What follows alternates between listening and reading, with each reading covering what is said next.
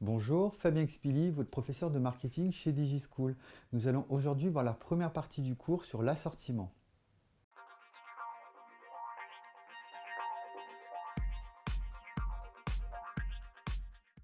Donc l'assortiment est une notion qui est très largement utilisée lorsque vous travaillez en point de vente. Comment on va pouvoir le définir?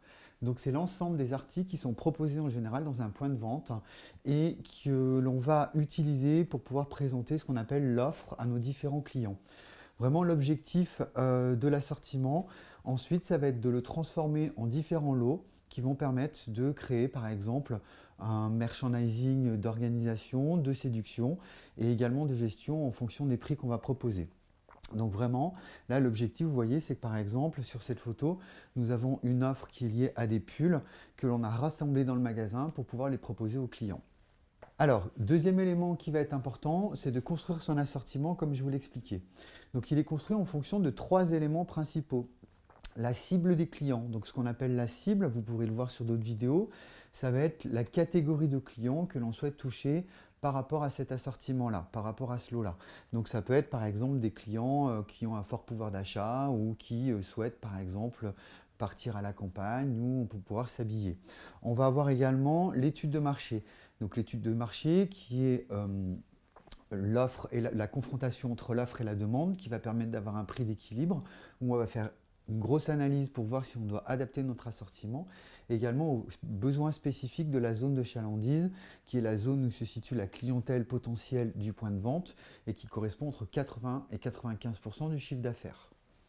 Alors, du coup, pour cette construction, un autre élément à prendre en compte, c'est que les produits qui doivent être proposés doivent être constitués de façon pertinente. C'est-à-dire que soit on décide de faire une théâtralisation de l'offre en proposant par exemple un pull avec un pantalon et une ceinture, soit on va faire attention également à le structurer en fonction des services complémentaires qu'on pourrait proposer pour pouvoir avoir un assortiment cohérent.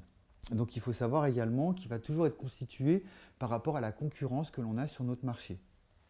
4 éléments vont être importants pour pouvoir mesurer ce qu'on appelle l'assortiment. On va avoir la notion d'ampleur, largeur, profondeur et hauteur. Qu'est-ce que l'ampleur? L'ampleur, ça va être le nombre de groupes qui sont présents dans un point de vente. En général, on en a 7. On va avoir tout ce qui est en fonction du coup des catégories produits de consommation courante, par exemple avec le DPH, droguerie, parfumerie, hygiène. On va avoir également tout ce qui est épicerie, liquide, produits frais.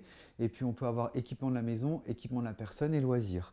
Donc en fait, plus vous avez un nombre de groupes dans le magasin qui est important, plus l'assortiment il est ample. Et moins vous avez de groupes, plus il est restreint.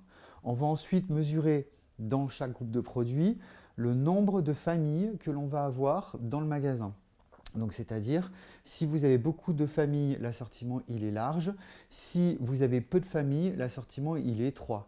Ce qu'on appelle une famille, ça va être par exemple la famille des pulls, la famille des chaussettes, la famille des sodas, voilà, qui va nous permettre ensuite de structurer notre assortiment. On va également avoir le nombre de références, donc qui va se mesurer par la profondeur. Donc quand on a beaucoup de références dans un point de vente, on dit que l'assortiment il est profond et quand on a peu de références, il est superficiel. Donc ensuite, par exemple, si vous êtes en hypermarché, vous avez beaucoup de références, beaucoup de familles et beaucoup de groupes, on va dire que l'assortiment il est ample, large et profond. Si par contre vous êtes en magasin spécialisé, qu'il n'y a pas beaucoup de groupes de produits, on va dire que votre assortiment il est restreint, large parce qu'il y a beaucoup de familles et superficiel par exemple parce qu'on n'a pas beaucoup de références. Et du coup la hauteur c'est ce qui va permettre de caractériser le niveau de prix, par exemple premier prix, moyen de gamme et haut de gamme. J'espère que cette vidéo vous aura été utile. Je vous invite à vous abonner sur notre chaîne et si vous avez des questions, à poster des commentaires. À bientôt chez DigiSchool.